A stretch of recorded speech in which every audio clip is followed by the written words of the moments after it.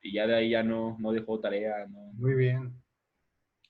Íbamos a hablar del formalismo ruso, pero no hay rusos que escuchen. ¿Dónde andarán? No, pues Ahora ni aquí Cristian. no. Ay, sí. ¿Cristian escucha ruso o qué? ¿Entiende ruso? No, que ahora ni él se ha conectado. Sí, estaba en la clase anterior, pero a lo mejor andaba cenando, a lo mejor ha de andar cenando, perdón. ¿En qué clase estaban? Fotografía publicitaria. ¿Estaban todos? Janet no. Espera. Sí, los demás sí. Pera, Pollo, Cristian, Alexis y una servilleta. Muy bien.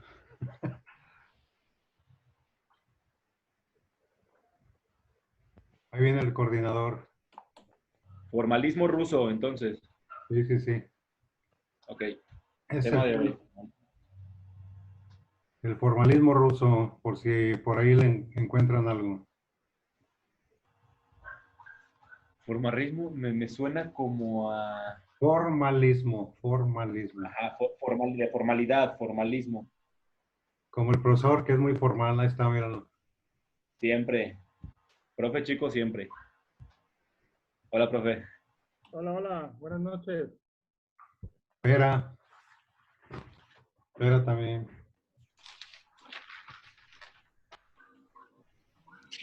Nada más, antes En la de... clase pasada, ajá, Dilo, dilo.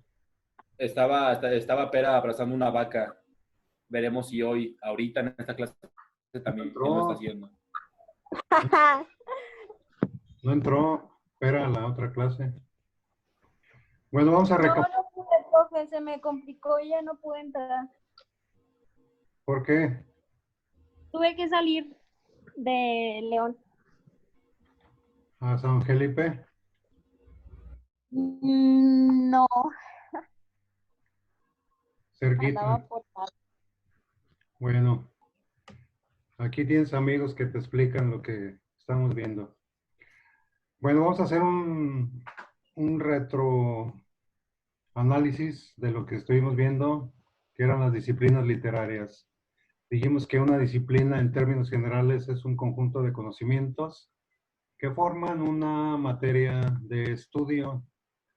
Ustedes definieron esta palabra aquí con sus argumentos, ¿sí? Y eso lo íbamos a encaminar a las disciplinas literarias, que son las que analizan de qué manera es estudiada la literatura. Ya lo vimos junto con sus comentarios, ¿no? La diacronía, la sincronía, es decir, el lenguaje que se estudia en distintas épocas, la evolución del mismo y en una época determinada, ¿no? Cómo hablan las clases sociales en un lapso de tiempo determinado.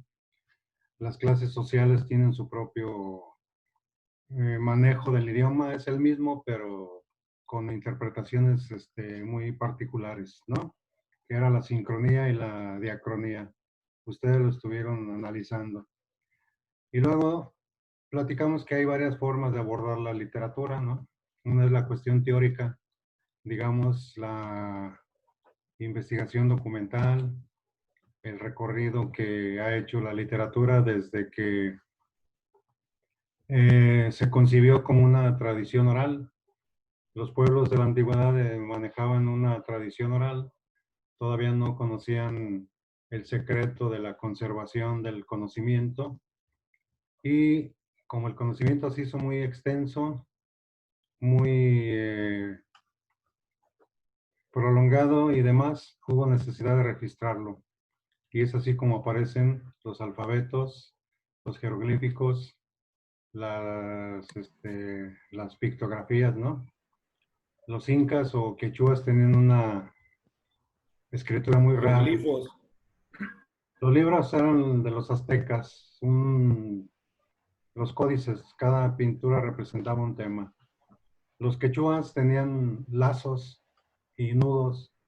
Según la posición y el lugar del nudo, representaba una idea, si estaba a determinada altura, sí tenía determinado volumen y es una de las más difíciles de interpretar, ¿no?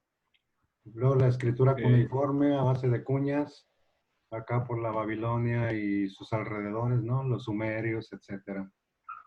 La otra la otra actitud es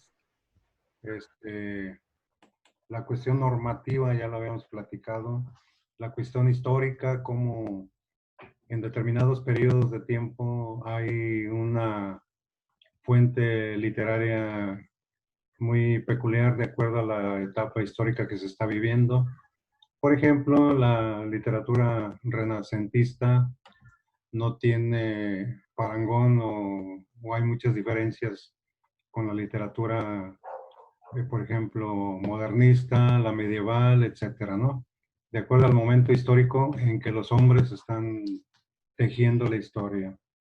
Y luego de ahí surgían tres variables propias y optativas. Dentro de las propias, pues, es la teoría de la literatura. Y una cosa que toma muy en cuenta lo que vamos a ver posteriormente, ¿no? Que es el formalismo ruso. Es la crítica literaria, que el formalismo ruso conlleva al cine también. Dentro del cine se ve esta influencia del formalismo ruso en cómo maneja cada director escénico las luces, las sombras, las escenas, los montajes, toda la gran diversidad que hay entre un director de cine y otro. La crítica literaria se extiende hasta el cine. La historia de la literatura, igual el recorrido que ha dado este fantástico mundo. La literatura es la cuarta dimensión de la historia, dicen por ahí. Y dentro de las optativas, ya dijimos, ¿no? La retórica, que era el arte de hablar bien y escribir, sobre todo hablar bien en público cuando en las ágoras griegas, los rapsodas, Arjona.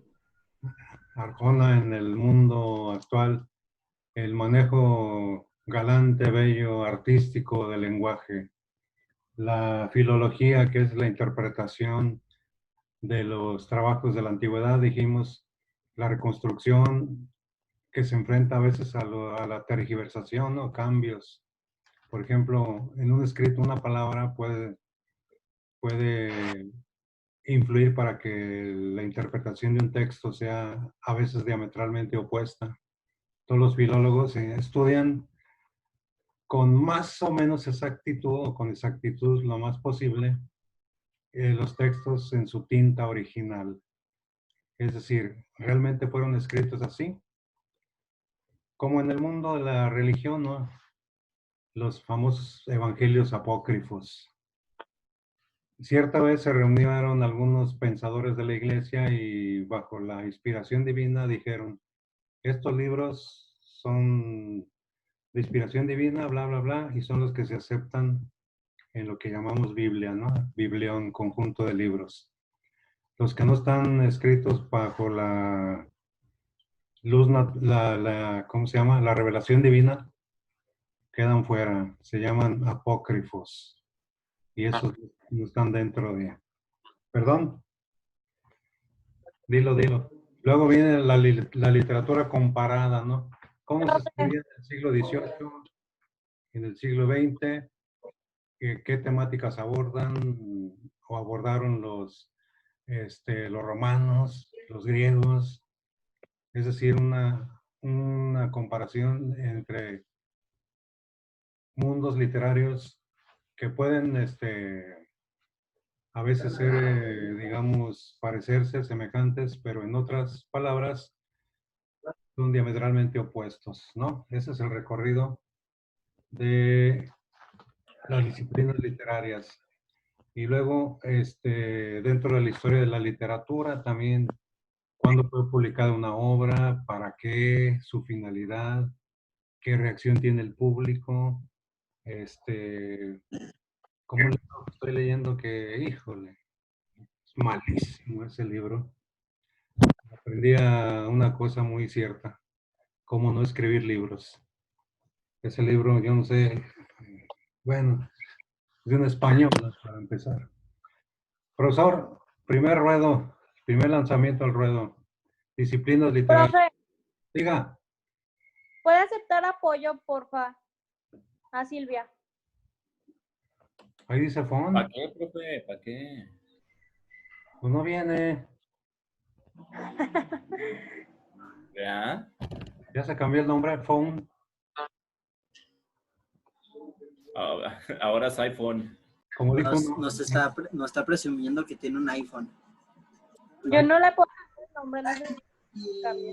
Me atrapó. como dijo un alumno en la mañana, me estoy conectando. A ver, conéctate, Silvia. Profesor, disciplinas literarias, un recorrido del mundo de la literatura. Adelante. Bueno, por lo que estoy entendiendo, lo que está hablando tiene que ver con el objeto que se está estudiando dentro del concepto literario.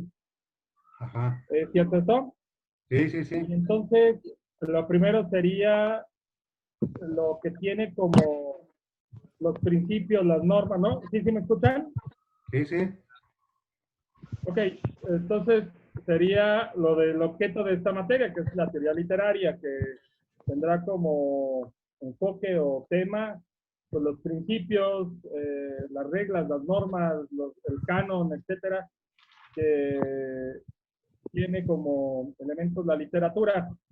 La otra tendrá que ver con cómo estos principios, normas, cánones, etcétera, se van modificando a lo largo de la historia, pues propiamente la historia de la literatura. Y la otra es la valoración que se le hace a una determinada obra en un cierto momento. Y obviamente estamos hablando de la crítica, que básicamente son como las tres disciplinas que yo puedo, por lo que yo escuché ahorita de lo que estaba diciendo usted, entender que son como los tres áreas o tres disciplinas de la literatura propiamente dicha. La teoría literaria tiene que ver con los principios propios de lo que es el quehacer literario, cómo se va trabajando a lo largo del tiempo una obra determinada en orden cronológico, de acuerdo a la sociedad, etcétera, es la historia de la literatura. Y tercero, la valoración que se hace la misma en un corte en algún momento determinado, ¿no? Bajo ciertos aspectos que se valoran. Así Bueno, es. es lo que yo logro rescatar hasta ahorita. No sé si exista en alguna otra disciplina literaria. Oche, querías hablar. Nada más es como una duda, no sé si sea como, mm, no sé, para poder juzgar, digamos, una obra literaria, pues debes de tener infinidad, me imagino, de conocimiento y de maestrías y de así literarios, ¿no? Para poder hacerlo. En cómo saber, en este caso, no sé cómo explicarlo, pero cómo saber que no es un estafador o algo así quien está juzgando aquello, porque pues puede ser muy fácil, ¿no? Yo puedo juzgar de repente algo y subirlo a internet y pues, quién se entera quién soy. Sí, sí. Dentro de la crítica literaria es someter una obra, analizarla, buscarla. Pero aquí la pregunta es, ¿bajo qué rubros, no? O sea, Claro. el profesor te va a contestar, ¿bajo qué rubros se critica una obra literaria, profesor? Pues depende también la época, ¿no? Ahí, qué es lo que están trabajando, y desde la forma, la estructura, el lenguaje, la historia, los aspectos sociales, o la misma obra en sí misma. Eso depende, por eso es que la crítica literaria es como muy de un momento histórico determinado. Cada época tiene su forma de hacer crítica, por un lado, pero también de forma individual o de forma, ¿cómo decirlo? De forma por escuelas, también hay escuelas de crítica en ciertos momentos que lo hacen desde ciertos ángulos, desde ciertos aspectos. Y obviamente los críticos literarios luego alcanzan su renombre después de un montón ¿cómo decirlo?, de enfrentamientos, de dudas, de críticas de otros críticos. Y generalmente aún así, luego el tiempo a veces hace que un crítico que sea como valorado en algún momento, en otro momento ya no lo sea tanto. ¿Por qué? Porque cambió la forma de hacer esa valoración, ese análisis y demás. Pero también es una realidad, cualquier lector puede hacer crítica literaria. Claro, Lo que basta un poco es como esto, empezar a hacer la discusión. Obviamente hay como escalones, ¿no? Entre más, uno de ellos, el escalón creo que más difícil, es leer, porque cuando tú analizas, yo lo he vivido, cuando analizas a un autor y luego lees a otro y empiezas a hacer, él lo escribe así, lo escribe de esta forma, describe esto, lo hace así, el personaje lo trabaja de esta forma, utiliza la tercera persona, utiliza la primera, ya empiezas a hacer crítica. Lo interesante sería hacerlo consciente y hacerlo sistemático, ¿no? Empezar a ver el personaje, sus características psicológicas, sus características físicas, el ambiente, qué tipo de lenguaje utiliza el escritor, empezar como a ordenar esos elementos y ya empiezas a hacer crítica. Y obviamente entre más leas, vas a tener más elementos para hacer un análisis y valorar. Claro. La práctica, ¿no? Aquí más práctica, porque vas a tener más elementos, más tablas para poder describir, diferenciar, analizar. Y yo diría que hasta de cierta forma natural vas a empezar a hacer críticas, que me gusta, no me gusta, por esto, por aquello. Lo interesante sería entender todo esto que están ahorita revisando, todos esos principios, todas las estructuras, los géneros, los autores, etcétera, y empezar como a generar un esquema de análisis que te permita a cualquier obra literaria someterlo a tu propia valoración, que creo que es uno de los, por ahí lo que estaba yo viendo en el programa, es uno de lo que piden el programa, ¿no? claro. Ahora, gracias, profesor. Este enfoque lo llevó el formalismo ruso, lo decíamos que hace ratito, lo extendió al cine o se extiende al cine. También hacemos crítica de películas, ¿no? A veces de un plumazo decimos, esta película es buena, es mala, y si somos cinéfilos o más o menos, amantes del cine, ya podemos valorar lo que es una buena, mala o mediocre película desde nuestro punto de vista. Por ejemplo, las películas, así como en la literatura, el lenguaje, las formas, el manejo de personajes, pues en el cine se analizan el juego de luces, el sonido, la iluminación, la composición de las tomas, los argumentos, los diálogos, el vestuario. Incluso dentro de los Óscares, ustedes han visto que hay premios a que al mejor esto y a lo mejor, etcétera, etcétera, ¿no? Eso es lo que hizo el formalismo ruso, trasladó el mundo literario a la cinematografía y también tenemos excelentes críticos de cine. Cristian, ibas a opinar algo. Adelante. No toda la vida es fútbol. No, eso es claro. Sí, Yo pues, conozco críticos de gastronomía, profe, pero no es el tema. Adelante. pero es a lo que se dice, o sea, para ser crítico de cualquier persona tienes que probar, por así decirlo, ahorita que Marco dijo de la gastronomía, tienes que probar diferentes cosas, hasta un mismo platillo, pero por diferentes chefs, para ver si uno lo hace bien o ya sacas tus conclusiones. También en la literatura. No puedes, como dijo el profe Chico, leer solo a un autor y a lo mejor no te gusta su forma y lees a otro y te das cuenta que no lo estaba haciendo mal el primero. O sea, tienes que probar de todo.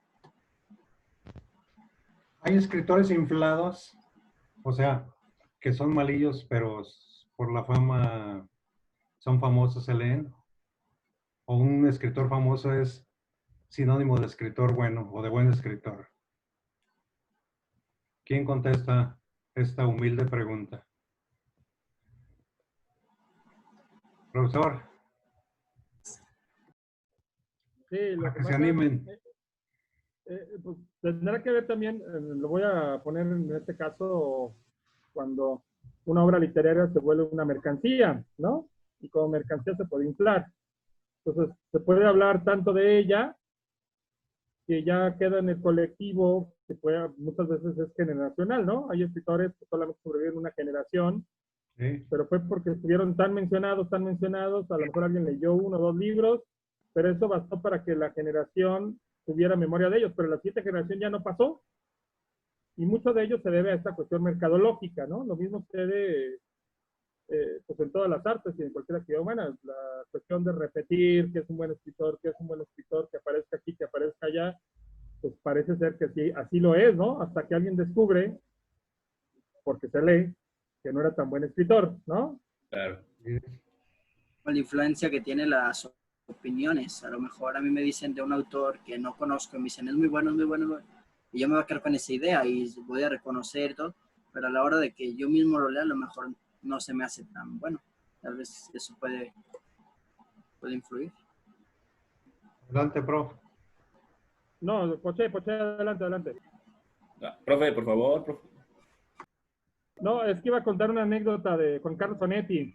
Ok, Juan Carlos rápido entonces, profe. El caso Jordi Sí. Rosado. El caso Jordi Rosado con sus 2 libros, creo que no son malos, no son más, o sea, digo, como adolescente, Pésimos. no son malos, te enseñan cosas y así, pero como dijo profe Chico, es generacional ese güey, nada más nuestra generación, los demás ya no va a pasar, y no es que sean malos los libros, pero el escritor sí es malo, o sea, porque ni siquiera lo escribió él, fue Gaby Vargas la que hizo toda la chamba, entonces... O sea, Nomás que hay que distinguir un escritor de un recopilador de datos. Hasta ahí. Que venga la anécdota. Sí, la anécdota de Juan Carlos Onetti, ¿no?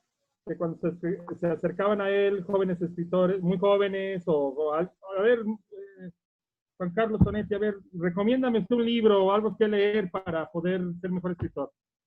Y ya le recomendaban hacer libros, pero siempre le recomendaban los malos. ¿Los qué? Y hacía como una especie de, los libros malos, los que él empezó a leer y nunca iba a terminar porque eran malos. Y entonces siempre le decían, oye, Juan Carlos, ¿por qué siempre le recomiendas a quien te dice un buen libro, le recomiendas los malos y no los buenos? Es que si van a ser escritores, tienen que saber distinguir lo primero, lo bueno de lo malo de la literatura. Si eso no lo logran hacer, significa que tienen problemas para poder escribir.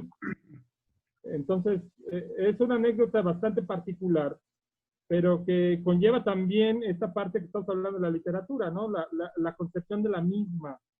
Alguien podría decir, pues es un acto de maldad puro que hace Juan Carlos Onetti, que saca Juan Carlos Onetti, de recomendar libros malos, ¿no? Yo tenía un amigo que también hacía lo mismo, pero con películas, siempre me recomendaba las malas películas y yo siempre le reclamaba y me decía, pues siempre que me digas, te voy a seguir recomendando malas películas. Entonces mejor, lo que hacía ya al final de cuentas es mejor ir con él al cine. O sea, así ya sabía que era otra forma de complejidad en cuanto a las buenas películas. Lo mismo sucede aquí. Hay quien va a mostrar lo que se debe de hacer, pero también hay quien enseña lo que no se debe de hacer, porque al final de cuentas también ese es su concepto. En el caso de Juan Carlos Onetti es muy interesante cómo él plantea un mundo en donde lo cotidiano se vuelve tan importante en su literatura que a veces uno, si no está acostumbrado, se vuelve muy difícil leer a Juan Carlos Onetti, porque él habla de lo cotidiano, que en algún momento uno se pierde, pero detrás de lo cotidiano él siempre maneja un concepto que a mí últimamente me ha traído un poco desvelado y demás, porque es complejo al mismo tiempo y hay que seguir con mucho detalle las personas, que por cierto les recomiendo que lean a Juan Carlos Onetti, y sobre todo si quieren saber el concepto de maldad humana. Para él la maldad humana no es algo grande, la maldad humana está en los actos sencillos, cotidianos de todos los días. Y es un gran maestro para mostrarnos esto. Y él tiene una visión bastante particular del mundo. Eso también va a plantear una crítica, entender desde un planteamiento, desde un contexto del escritor. Hay quien hace un análisis y una valoración desde ese ángulo. Otros desde la influencia que tiene social, o cómo lo escribió, o todo junto. Así es. Va relacionado lo que dijo el profesor justamente con lo que iba a comentar. A mí una de las preguntas más difíciles que me pueden hacer o que yo pueda responder es típico, profe, ¿qué libros me recomienda para leer? Los que te gusten. Para mí es muy difícil, sumamente difícil responder esa pregunta, porque yo ya recorrí un mundo bien o mal de lectura. Entonces, para mí, yo tengo juicios de valor muy personales, a lo mejor muy particulares, que no encajan en el momento en que el joven empiece a leer o que esté en un proceso de lectura. Y simplemente no. O sea, no, el que me recomendó estaba bien aburrido, no le entendí nada, quién sabe de qué hablaba, cosas así. Por eso, para mí es sumamente difícil responder esa pregunta. ¿Qué opinas, Alexis?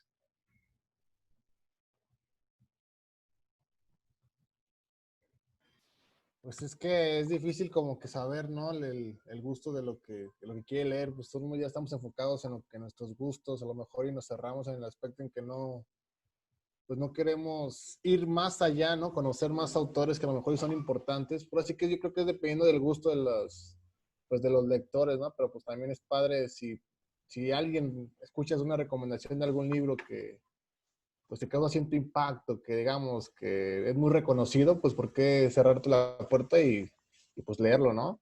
Claro. Hay libros que son pauta para empezar a leer. O sea, libros, no sé si esté forzando la palabra, libros básicos, libros guías, para empezar todo un camino de lectura. ¿Sí hay, profesor, o a la brava agarramos? Profesor, ¿sí hay? Bueno, hay libros sí, bueno, hay libros que van a pasar la prueba, ¿no? De esa parte que, digamos, la prueba inicial, pero aún así es como muy complicado porque luego resulta que aún esos libros pueden ser contraproducentes luego para los lectores que están empezando. Pero sí hay temas como muy generales que generan mucha atención, ¿no? Aventura, suspenso, terror, erotismo, son generalmente temas muy recurrentes que pueden ayudar mucho a iniciar lecturas, ¿no? Hay una, otra, no anécdota, hay una cosa que nos hizo mucho daño a nuestra sociedad, que era lo siguiente: para castigar a alguien, para que se te quite, vas a leer este libro de literatura, de un clásico, sinónimo de aburrido, ¿no? Entonces, mucha gente creció con la creencia de que leer literatura clásica era castigo, aburrición, imposición, y se quedó ese estigma de que leer un clásico es sumamente difícil, es algo más allá de mi mundo, y que también lamentablemente en cuestiones pedagógicas o didácticas se utilizó como fuente de castigo, ¿no? Para que se le quite va a leer a Don Quijote. Entonces, ¿qué quiere decir? Es un castigo leer, ¿no? Y en ese sentido se quedaron muchas ideas. Pollo, ¿tienes algún comentario? O ahorita que te acabas de peinar.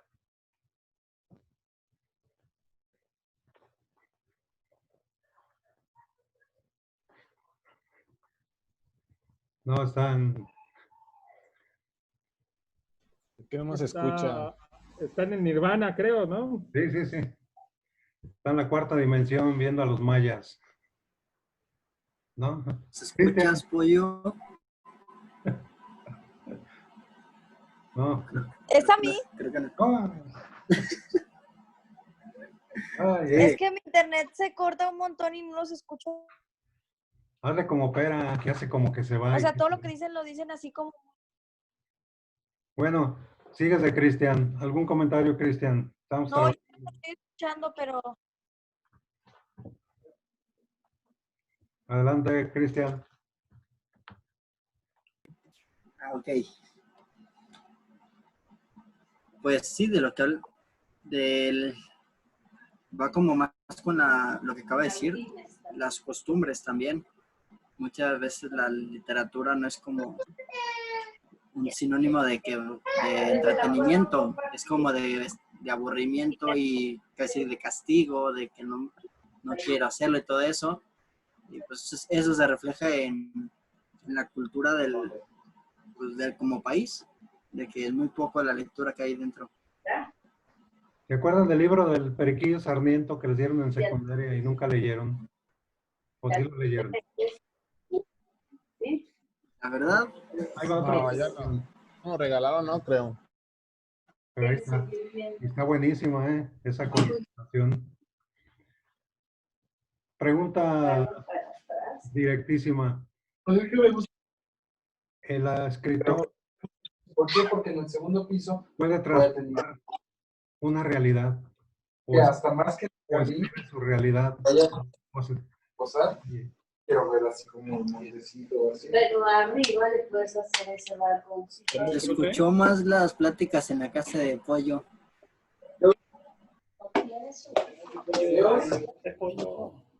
¿Estás con Dayana? No, es que el internet abajo se corta un montón y los escucho así bien muchos. Ah, ya. Yo lo escuché bien macho. Pero, ¿me puede repetir? Sí, que te fijes. A ver, hijo, ¿el autor crea realidades o tiene que apegarse a la realidad? El escritor. Como en las películas. No sé si han visto películas de Alejandro Jodorowsky, de los hermanos Ripstein, de Luis Buñuel. Por ejemplo, más nuevas como las de Terabitia o esas, ¿no? Que crean como un mundo fantasioso y una realidad como distinta, ¿no?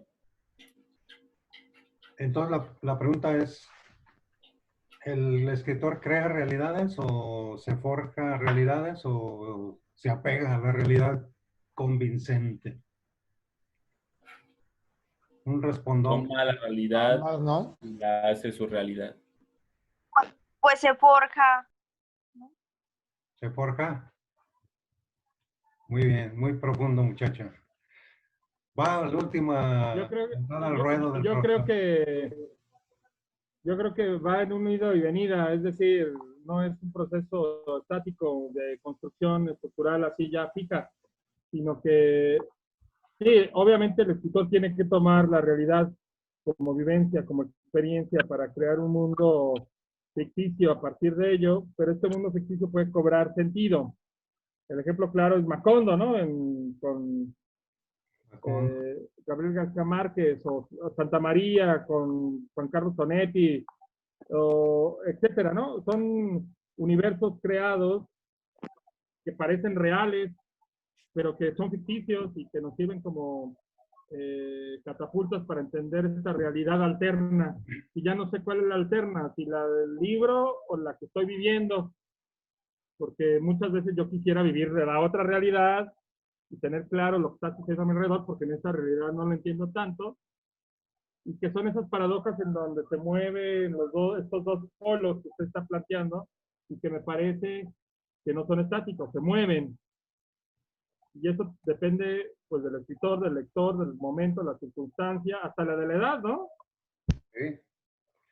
¿Y qué pasa en obras como la de Alicia en el País de las Maravillas? ¿Ahí qué realidades?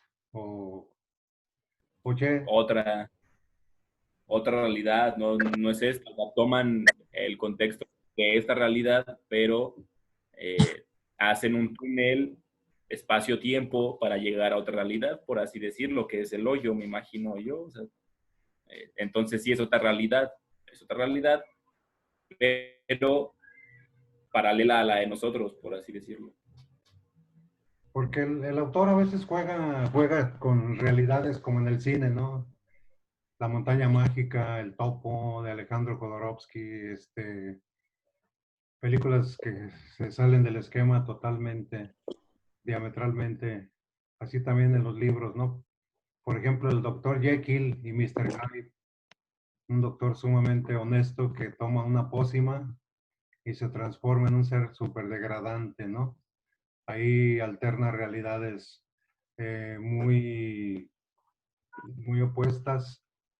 No sé si lo vieron ese libro, la película o las caricaturas de Piolín y el gato. También ahí salió un doctor que tomaba una pócima y se iba a los lugares más degradados. Sí, ¿Sí te acuerdas?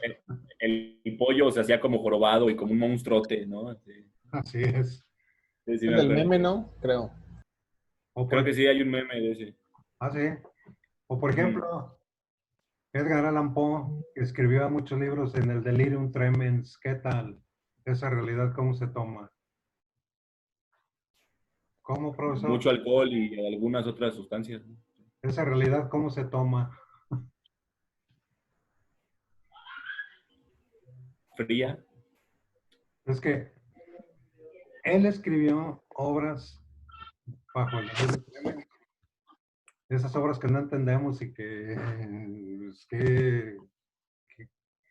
el mismo retrato de Dorian Gray, ¿no? El de Oscar Wilde. O sea, otro plano muy, muy particular. Muy bien, entonces resumiendo, las disciplinas literarias tienen varias vertientes, se pueden mover a través de la historia o en un tiempo determinado. Entra en ello la crítica literaria, que es la valoración de una obra desde un punto de vista personal o grupal, una sociedad, como dijo el profesor, una generación, ¿no? Los famosos bestsellers que en un tiempo determinado causan euforia y después adiós. Y también la crítica, las disciplinas se mueven en el mundo de la filología, la retórica, entre otras, que es la interpretación y la fidelidad de textos, que a veces es muy difícil porque se pueden tergiversar, se pueden cambiar, se pueden malinterpretar o mal escribir, a veces un acento, como lo que decíamos, ¿no? La palabra exacta es nuevo testimonio.